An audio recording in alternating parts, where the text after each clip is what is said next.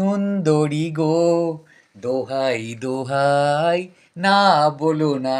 এই যে তুমি না বলো না না বলো না করে আমাকে কিন্তু রান্নার কথা কিছু বলবে না। আরে বাবা, আজকে ছুটির দিন, কিছু তো বানাও, কিছু তো খাই।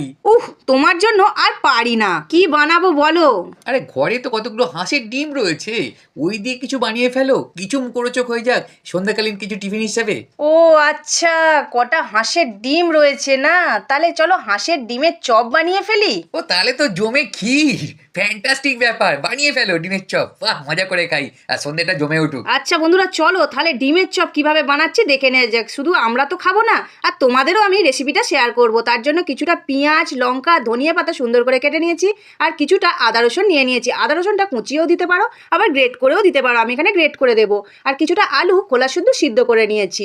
এবার একটা কড়াই বসিয়ে দিলাম, দিয়ে দিলাম পরিমাণ মতো সর্ষের তেল, আর দুটো শুকনো লঙ্কাকে একদম মচমচে করে ভেজে নেব, নিয়ে তুলে রেখে দিলাম। এবার ওই তেলেতেই পেঁয়াজ কুচিগুলো দিয়ে দিলাম, দিয়ে একটুখানি ভেজে নেব। পেঁয়াজগুলো বেশি ভাজার দরকার নেই, একদম অল্প করে। তারপর আদা রসুন যে গ্রেট করে রেখেছিলাম, আদা রসুনটাকে দিয়ে দিলাম, দিয়ে একটুখানি ভেজে নেবো। যখন একটু আদা রসুনের সুন্দর ভাজা ভাজা গন্ধ ছাড়বে, সেই মুহূর্তে কষানোর জন্য অল্প একটুখানি জল, পরিমাণ মতো নুন, হলুদ গুঁড়ো আর লঙ্কা গুঁড়ো। লঙ্কা গুঁড়ো হলুদ গুঁড়োটা কিন্তু একদমই অল্প অল্প দিতে হবে। এবার একটুখানি কষিয়ে নিলাম, তারপর দিয়ে দিলাম কাঁচা লঙ্কা কুচিটা। কাঁচা লঙ্কা কুচিটা অবশ্যই দিতে হবে, একটু গালে অল্প অল্প ঝাল ঝাল পড়লে খুব ভালো লাগবে। এবার আলুটা আমি খোলা ছাড়িয়ে আস্তে আস্তে করে হাতের সাহায্যে এইভাবে ভেঙে ভেঙে দিয়ে দেবো। খুব বেশি কিন্তু আমি ম্যাশ করব না, একটু দানা দানা থাকবে। আর এখানে আমি একটা ভাজা মশলা দিচ্ছি, এখানে গোটা ধনিয়া, গোটা জিরে, শুকনো লঙ্কা আর গোটা গরম মশলা শুকনো খোলায় ভেজে সুন্দর করে আমি গুঁড়ো করে নিয়েছি, সেইটা দিয়ে দিলাম পৌনে 1 চামচের মতো।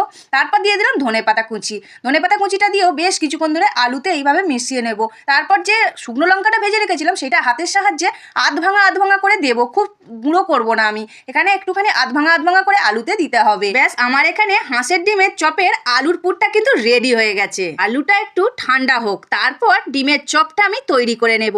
আর ডিমের চপ তো আমি তোমাকে তৈরি করে খাওয়াচ্ছি, ঠিক আছে, আমি ভেজে দেবো, আমাকে কিন্তু সস দিয়ে সুন্দর করে পরিবেশন করে দিতে হবে। তুমি কি রাজি আছো?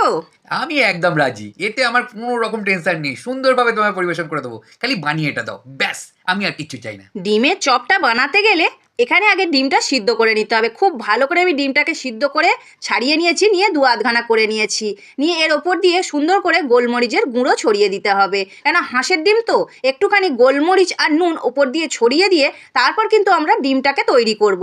তার আগে তৈরি করে নেব একটা কর্নফ্লাওয়ারের ব্যাটার। কর্নফ্লাওয়ার দিয়ে দিলাম 2 চামচের মতো, অল্প করে একটুখানি গোলমরিচ আর একটু নুন দিয়ে শুকনো উপকরণগুলো একটুখানি মিশিয়ে নিলাম। তারপর অল্প অল্প করে জল দিয়ে একটা সুন্দর ব্যাটার তৈরি করব।